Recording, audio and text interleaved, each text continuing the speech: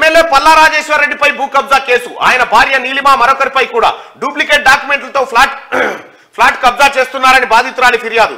FIR నమోదు చేసిన Pocharam IT corridor పోలీసులు అంటూ ఒక్కటి కాదు పల్లా రాజేశ్వర్ రెడ్డి పైన ఇంకా 1000 కేసులు నమోదైతాయి. ఎందుకంటే నిన్న ఇక్కడ నెమ్రగొంల బీబీ నగర్ మండలం నెమ్రగొంల కాడ 250 ఫ్లాట్లు కబ్జా పెట్టిండు పల్లా రాజేశ్వర్ రెడ్డి. ఇక్కడ ఇవాళ అయినటువంటి కేసు ఏంటంటే ఇక్కడ నీలిమ హాస్పిటల్ అని ఇక్కడ ఏది కొర్యాంల రెవెన్యూ పరిధిలోకి వస్తుంది. అక్కడ చెరువు భూమినే కబ్జా పెట్టిండు. ఏకంగా చెరువునే కబ్జా పెట్టిండు. మొత్తం ఆ హాస్పిటల్ అదంతా మొత్తం అక్రమమే.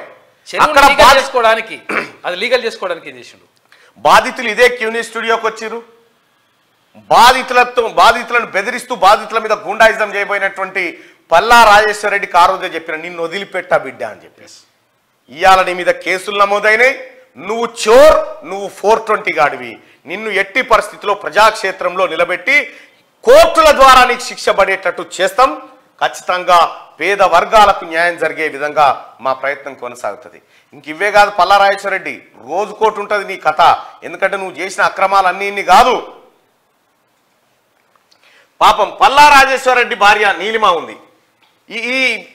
ఈ లంగా ఉన్నాడుగా, ఈ లంగా కంటే ఆమె 1000 వాళ్ళు నయం. ఆమె పేరు ఖరాబు చేసిండు.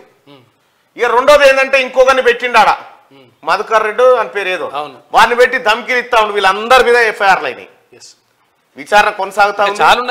ఇంకా చాలా ఉన్నది. పల్లా రాజేశ్వర్ రెడ్డి యూనివర్సిటీలు, పల్లా రాజేశ్వర్ రెడ్డి మెడికల్ కాలేజు, అక్రమ నిర్మాణాలు, వీటన్నిటి భరతం ఖచ్చితంగా పట్టి తీరుతాం. పేద వర్గాల కడుపు మీద కాలు పెట్టినావు నువ్వు కొడక. కాదు, చెరువుని మాటికే చేసి చెరువుని బ్యాంకులో తనఖా పెట్టి 30 లక్షలు తెచ్చిండు. చెరువు భూమి దాన్ని లీగల్ చేసుకోవడానికి చెరువు భూమిని తాకట్టు పెట్టి